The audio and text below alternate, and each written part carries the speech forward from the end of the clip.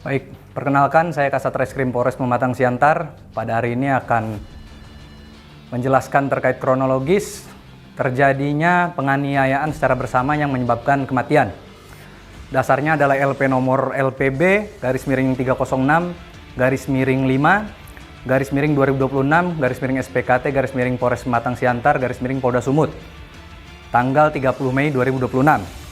Perkara tindak pidana setiap orang dengan terang-terangan atau di muka umum dan dengan tenaga bersama melakukan kekerasan terhadap orang yang mengakibatkan matinya orang.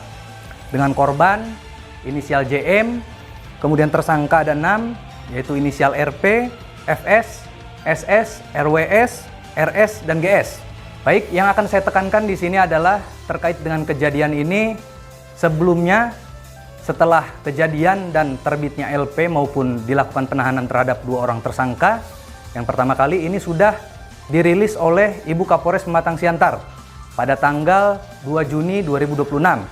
Saya tegaskan sekali lagi, ini sudah dirilis oleh Ibu Kapolres Pematang Siantar, lengkap menjelaskan tentang kronologis peristiwanya. Namun saya akan lebih jelaskan kembali, di mana kejadian ini yaitu aniaya bersama menyebabkan hilangnya nyawa seseorang. Terjadi pada tanggal 28 Mei 2026. Kemudian pada tanggal 29 Mei 2026, Satreskrim dihubungi oleh pihak RSUD Jasmen Saragih, di mana adanya informasi dari pihak RSUD terdapat 1 orang pasien yang dirawat di IGD diduga dipukuli atau dikeroyok oleh orang yang meninggal dunia. Sehingga dengan adanya informasi tersebut, Satreskrim datang ke RSUD Jasmen Saragih untuk melakukan pengecekan. Nah, setelah itu kemudian tim Opsnal mencari identitas daripada korban. Setelah mendapatkan identitas korban, tim Opsnal menghubungi keluarga terdekat daripada korban yang berada di Simalungun. Yang mana hasil dari komunikasi tim Opsnal dengan keluarga terdekat daripada korban diarahkan untuk menghubungi langsung kepada keluarga kandung korban. Dalam hal ini yaitu saudara perempuan daripada korban dan juga ibu daripada korban. Setelah tersambung dengan pihak kandung daripada keluarga korban, tim Opsnal melakukan penjemputan di Medan terhadap ibu korban, yang mana tujuannya yaitu untuk melakukan pembuatan laporan polisi di Polres Pematang Siantar, tepatnya pada tanggal 30 Mei 2026.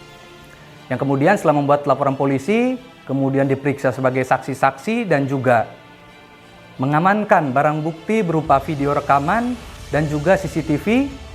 Setelah selesai dilaksanakan pemeriksaan, kami melakukan otopsi atas dasar persetujuan daripada keluarga.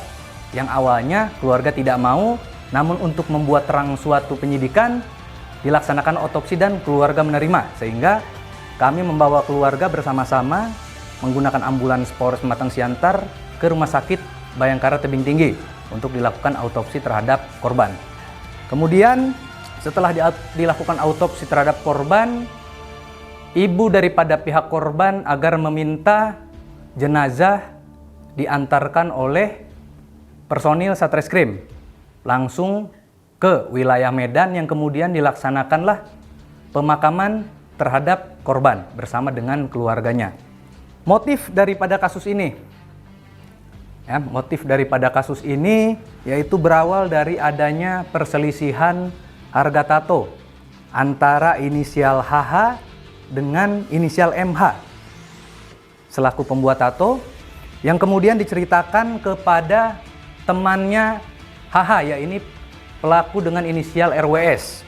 Nah, sehingga pihak daripada pelaku, yaitu RWS, dengan emosi tidak terima dan langsung mengajak 5 pelaku lainnya untuk mendatangi saksi MH di Taman Bunga selaku pembuat tato dan membawa saksi MH ke dekat Taman Hewan untuk meminta saksi MH ini mengembalikan uang tato yang dibayarkan oleh saksi HH yang membuat tato.